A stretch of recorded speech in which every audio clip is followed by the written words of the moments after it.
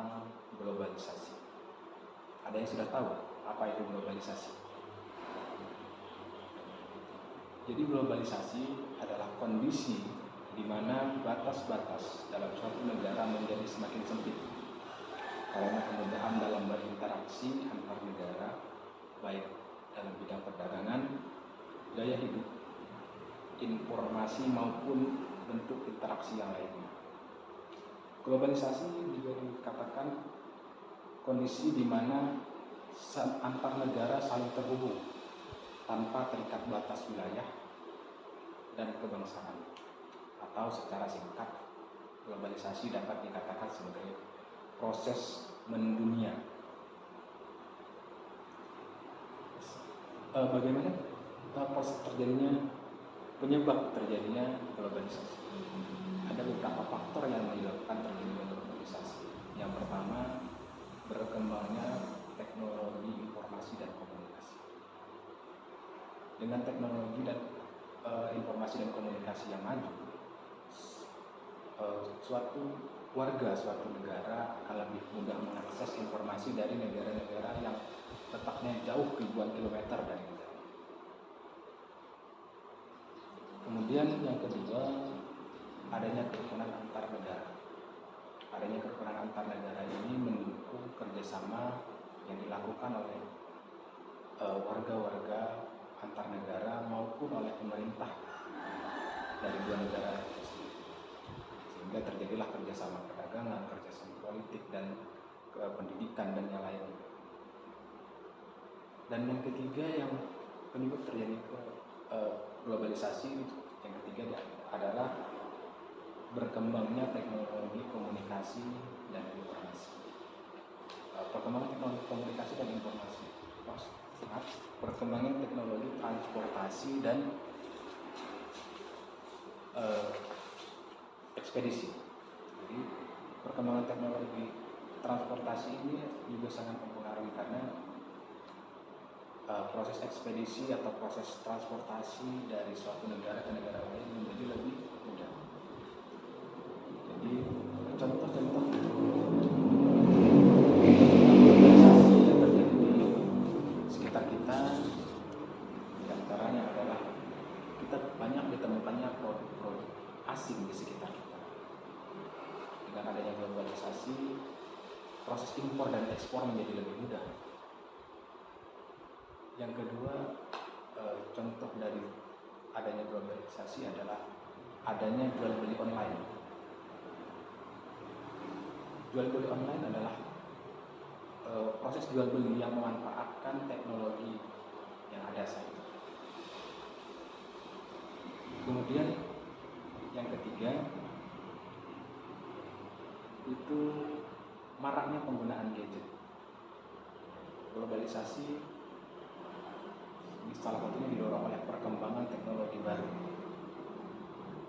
sehingga maraknya penggunaan gadget. Bahkan sekarang kita dapat melihat anak-anak SD juga sudah sering menggunakan gadget. Yang ketiga, yang seterusnya itu berkembangnya teknologi baru. Teknologi baru contohnya ya seperti video call dan Zoom dan sebagainya. Itu juga contoh dari adanya globalisasi di sekitar kita.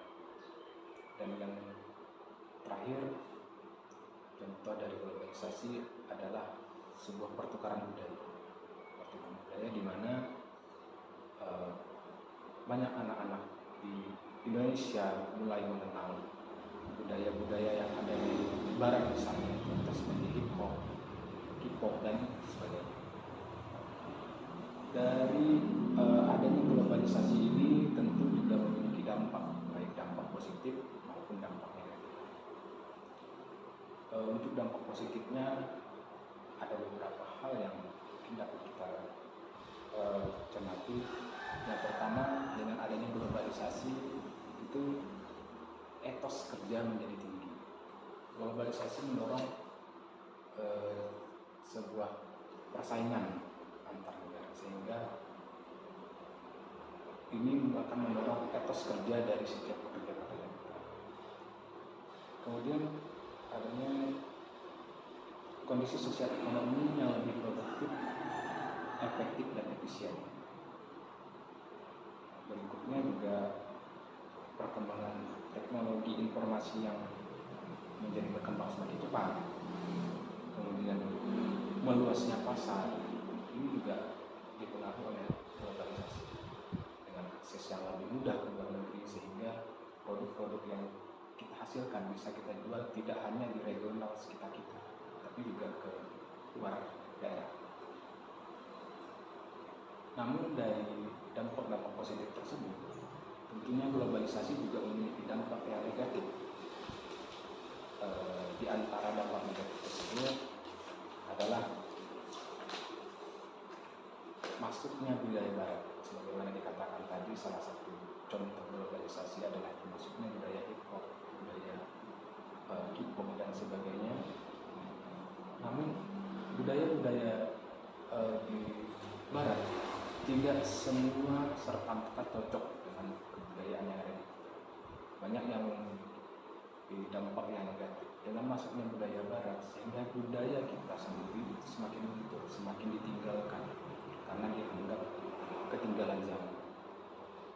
Sehingga ini globalisasi juga kita yang negatif.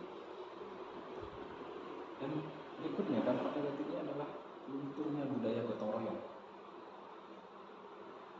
di mana dulu sebelum era globalisasi semakin itu budaya gotong royong terutama di kampung dan di daerah-daerah tertentu itu sangat kental.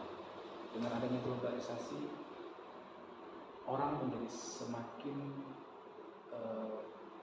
malas atau semakin mulai terbiasa tidak ikut serta dalam kegiatan global.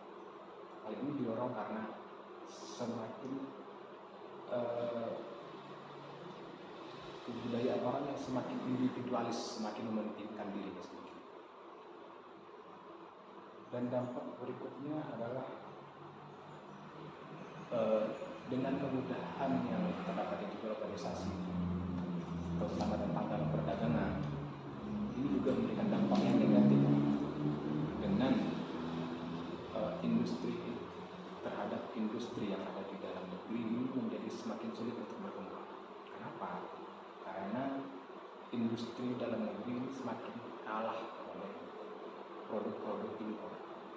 Dengan adanya globalisasi, proses impor semakin mudah, sehingga produk yang kita hasilkan menjadi bukan tidak baik, tapi kalah dalam persaingan pasar.